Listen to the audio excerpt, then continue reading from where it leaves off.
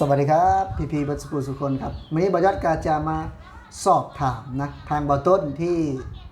เป็นพ่อนะครับเพราะว่าช่วงนี้มีข่าวนะครับที่นักเตะนะครับที่เป็นสปปลาวนั่นก็คือน้องบิ๊กหรือว่ากัปตันบิ๊ก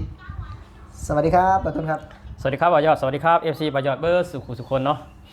สำหรับวันนี้มีเรื่องอยากมาสอบถามในความรู้สึกของเจ้านะการที่เห็นลูกแรงงานนะครับที่มาจากสปปลาวนะที่มาเกิดและเติบโตอยู่พี่นะในความรู้สึกเจ้าเนี่ยรู้สึกว่าอย่างไรในลูกแรงงานลาวที่แบบว่าเฮ็ดตัวให้มีชื่อเสียงโด่งดังในด้านที่แบบว่าบวกแบบนี้นะคือว่ากันแน่นอนอยู่แล้วเนาะเพราะว่าบอต้นก็คือเข้าใจในประเทศไทยอยู่แล้วเพราะว่าประเทศไทยเป็นประชาธิปไตยทุกคนเนาะคือเมื่อว่าเจ้าสิเป็นคนสัญชาติอะไรเกิดที่ไหนเป็นคนประเทศอะไรเนาะคือประเทศไทยน่ะถ้าว่าคุณเก่งเนาะถ้าคุณมีความสามารถประเทศไทยพร้อมสนับสนุนบ่จำเป็นต้องเอาคนประเทศตนเองมานะครับคือเอาคนประเทศอื่นเห็นไหมอันนี้คือบอยต้นยกตัวอย่างให้เห็นคือฟุตบอลพรีเมียร์ลีกครับเขาเอาคนอังกฤษไม่เป็นโค้ชครับไม่เสมอไปนะทุกคนคือเอาคนประเทศอื่นถ้าคุณเก่งคุณมาทำงานที่นี่ถามว่าคนไทยมีไหมคนไทยมีไหมไปทำงานที่สหรัฐอเมริกามีนะครับถ้าคุณเก่งพอ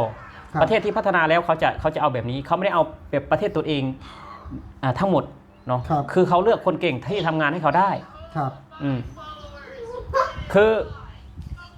ในกรณีน้องบิ๊กเนาะหรือว่ากัปตันบิ๊กพยัคฆ์ศรีพนมเนาะนักเตะอายุ18ปีแล้วก็ตอนนี้ติดอยู่23ของสปปลาวแล้วบอต้นได้เห็นแล้วก็บอต้นก็ปรับปลื้มใจนะทุกคนพูดมาแล้วก็ขนคิงลุกเนาะขนคิงลุกเพราะว่าคือลูกแรงงานลาวนะพ่อแม่ทำงานสวนนะเข้าใจไหมบอยอดพ่อแม่เป็นคนจนนะพ่อแม่เป็นคนจนแล้วก็หอบฝันนะใส่กระสอบปุ๋ยมาข้ามโขงมาทำงานที่จันทบุรีครับแล้วก็ได้ท้องคลอดบุตรออกมาก็ชื่อน้องบิ๊กนี่แหละครับก็เรียนอยู่ที่จังหวัดจันทบุรีเรียนในประถมเนาะครับพอไปเตะบอลอบต.ทีนี้ครูของน้องบิ๊กรู้จักกับครูเขาทุกวันนี้ครับก็เห็นฝีเท้าในการเล่นแล้วก็ครูที่ชัยนาทชวนมาเข้าโรงเรียนที่นี่นะครับก็คือแน่นอนหนึ่งกับพ่อแม่เนาะพ่อแม่นี่คือซัพพอร์ตนะแล้วก็สนับสนุนลูกตลอดนะถ้าหากว่าบอยอดเชื่อว่าถ้าหากว่าเป็นผู้อื่นอาจจะมาไก่อาจถ้าพ่อแม่มาสนับสนุนขั้นตอนแรกก็คือพ่อแม่เนาะแน่นอนพ่อแม่ครับพ่อแม่ถ้าพ่อแม่สนับสนุนคือกัดจังได้มาไก่ขนาดนี้เนาะแล้วก็อันดับ2คือประเทศไทยนี่แหละก็คือครูไทยนี่แหละที่ซัพพอร์ตแล้วก็ถือว่าขัดเกลาเนาะแน่นอนครับให้มีความเก่งนะครับแน่นอนว่าพรสวรรค์น้องมีอยู่แล้วแต่ถ้าหากว่าไม่ได้นะความช่วยเหลือจากน้ำใจของโรงเรียนไทยมันก็ต้อง2อย่างถึงมัน3อย่างเนาะ1จากพ่อแม่ซัพพอร์ต2ครูอาจารย์ให้การฝึกสอนดี3ก็คือนี่แหละจิตใจของน้องเองคือน้องบิ๊กนี่ที่เขาสัมภาษณ์กันเนี่ยคือมาก่อนเพื่อนนะครับมาก่อนเพื่อนแต่กลับทีหลังเพื่อนแสดงว่าน้องบิ๊กเนี้ยใช้เวลาในการฝึกซ้อมเนี่ยเยอะกว่าคนอื่นครับและหนึ่งก็คือในการที่เขาเห็นมีระเบียบวินัยก็คือให้ปอกแขนเป็นกัปตันแน่นอนทุกคนการคนที่เป็นปอกแขนไม่ใช่ว่าคนอายุเยอะนะเป็นคนที่มีภาวะผู้นำเนาะเป็นคนพูดแล้วก็ทำจริงเป็นคนพูดแล้วเพื่อนๆในทีม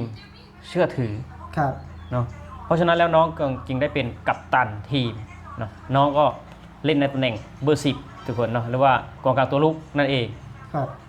คือแน่นอนว่าบอยอดเองกับบอต้นเนาะก็มีโอกาสนะครับที่อยู่ในประเทศไทยแล้วบอยอดเองก็ลูกได้เรียนในประเทศไทยแล้วก็เป็นผู้ชายด้วยนะผมก็เลยแบบว่ามีความภูมิใจนะครับที่ได้เห็นลูกของแรงงานลาวเหมือนกันเนี่ยมาไกลโด่งดังถ้าหากว่าบอยอดเชื่อว่าถ้าน้องเกิดอยู่ที่สปปลาวหรือว่าไปเรียนที่สปปลาวเนาะคงไม่มีโอกาสได้ติดทีมชาติแน่นอนไม่มีนี่คือทีมชาตินะถือว่าบอยอดเชื่อนะว่าอาจจะเป็นคนแรกเลยนะคนแรกของจังหวัดที่ได้ไปติดทีมชาติลาวเนี่ยบอยอดเชื่อว่าเป็นคนแรกเพราะว่าไม่ได้ยินข่าวนะว่ามีคนแข่งขม้วนเนี่ยที่ไปติดทีมชาติลาวน่าจะเป็นคนแรกเลยคนแรกแล้วก็เพราะประเทศไทยด้วยเพราะเรียนในประเทศไทยนี่คือแสดงให้เห็นว่าต่อให้คุณว่าจะอยู่ประเทศอะไรนะครับอยู่ที่ไหน ก็ถือว่าคนไทยเนี่ยซัพพอร์ตนะถ้าเก่งจ แน่น ริ อน ง ทุกคน นะ แน่นอนทุกคนถ้าคนไทยเห็นคุณเก่งจริงเห็นคุณมีมานะเนาะมานะแล้วก็ค่อยฝึกฝนประเทศไทยก็ให้โอกาสนะทุกคนให้โอกาสไม่ว่าคุณจะเป็นคนยากคนจนมาจากไหนทุกคนคือประเทศไทยน่ะเขาคัดคนเข้ามาถึงว่าคุณจะรวยขนาดไหน คุณเป็นลูกผู้หลักผู้ใหญ่ขนาดไหน ถ้าคุณไม่มีวินัยถ้าคุณไม่เก่งจริงเข้ามาในทีมฟุตบอลประเทศไทยไม่ได้เนาะคือประเทศไทยเขาเลือกเอาคนเก่งเขาไม่ได้เลือกเอาคนที่เป็นพ่อแม่รวยเหมือนบางประเทศ ครับ บางประเทศต้องพ่อแม่รวยนะถึงจะได้มาติดทีมชาตินะ อยู่ในเมืองนะ อยู่ในเมืองนะแต่ประเทศไทยไม่ทุกคนประเทศไทยไม่คือประเทศไทยเขาเอาคนเก่งเขาไม่ได้เอาคนแบบว่า คือประเทศไทยเขาไม่กินเส้นง่ายๆพูดง่ายๆเขาไม่กินเส้น ก็คือสปปลาวนะต้น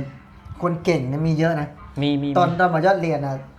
สมัยมต้นนะจำนะมีเพื่อนเนี่ย4-5 คนเนี่ยเก่งมากนะ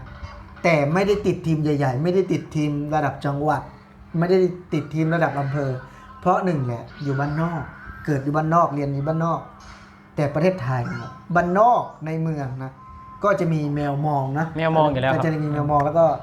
สนับสนุนนะครับถ้าหากว่าอยู่ในเมืองก็จะดีหน่อย แต่ว่าอยู่ในประเทศไทยเนี่ย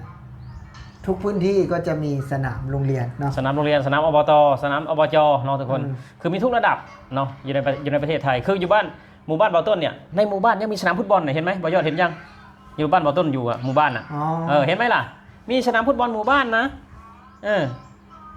แล้วก็มีสนามเด็กเล่นอีกต่างหากมีสนามฟุตบอลผู้ใหญ่อีกต่างหากคืออยู่ในประเทศไทยมีเยอะแบบเนี้ยเนาะแล้วก็เห็นน้องแล้วก็ดีใจเห็นพ่อแม่เนาะพ่อแม่ก็ยิ้มเนาะ ใช่ แบบว่าโอ้โหจากคนที่เคยทำงานสวนเนาะต่อไปก็อีก 2-3 ปีพ่อแม่ก็คงไม่ได้ทำงานแล้วเนาะ แน่นอนตอนบอยเชื่อว่า